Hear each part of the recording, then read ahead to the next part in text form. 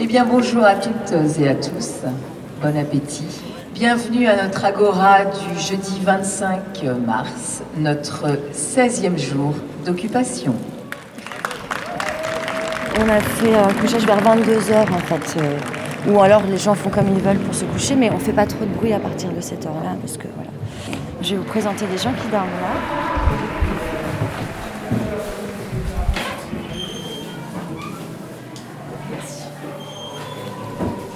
Je suis très fatiguée.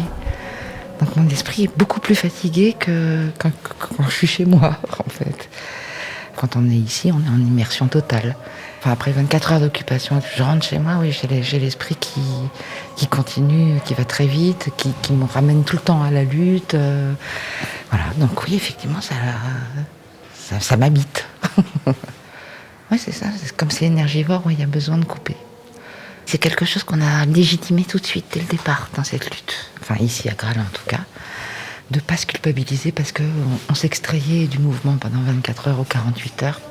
Et en fait, à partir du moment où les choses ont été posées ou ont été dites, ça a retiré beaucoup de culpabilité. Pas mal d'entre nous.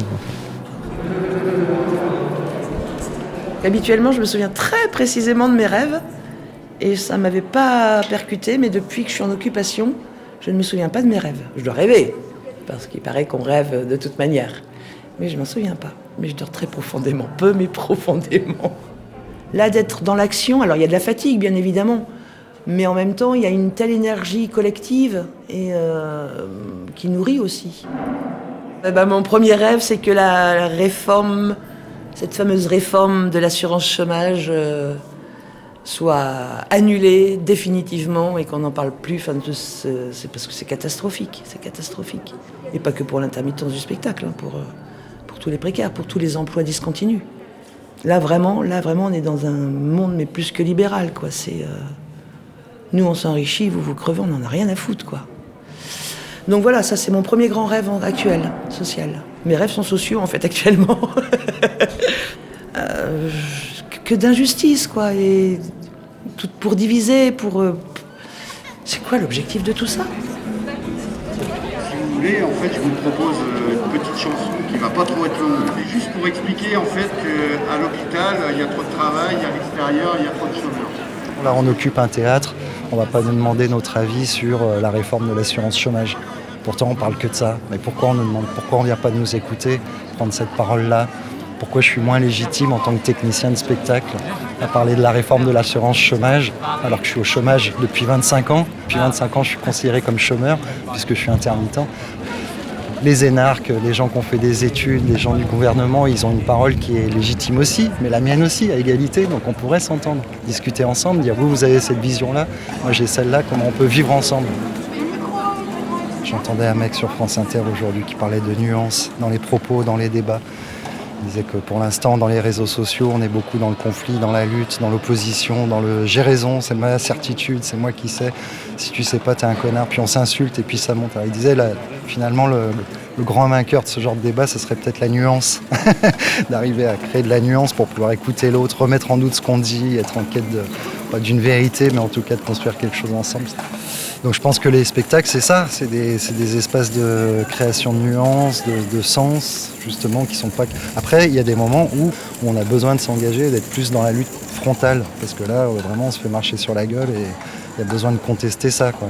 On a besoin de se mettre en colère.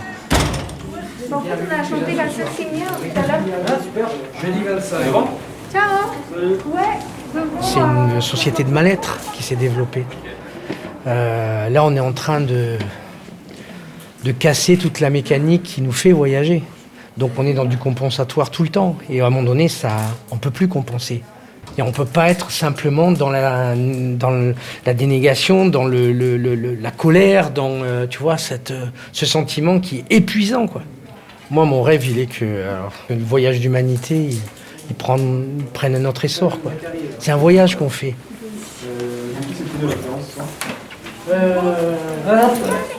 En fait, moi, je dors très, très mal ici, parce qu'il y a des bruits, tu vas entendre des gens ronfler, donc ton sommeil, il est assez perturbé, quoi.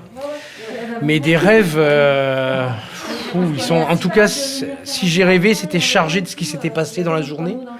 Et tu te projettes, tu commences à rêver d'un autre type d'âge Enfin là, il y a des choses super belles, qui se passent, tu vois, au temps de l'Agora, entre 13h et 14h. Et moi, ça m'est arrivé, oui, de rêver de ces moments-là. C'est-à-dire de voir une foule à Graslin qui chantait. Ça, je l'ai rêvé ici. Mais c'est un rêve qui vient pas comme ça. Il vient parce que dans la journée, t'as vu les gens passer. Et puis, le soir, moi, je pars. En plus, je pars vite sur des rêves. Et puis voilà, d'un coup, tu te mets à rêver que, il y a du beau, quoi. Il y a du beau. Bonjour.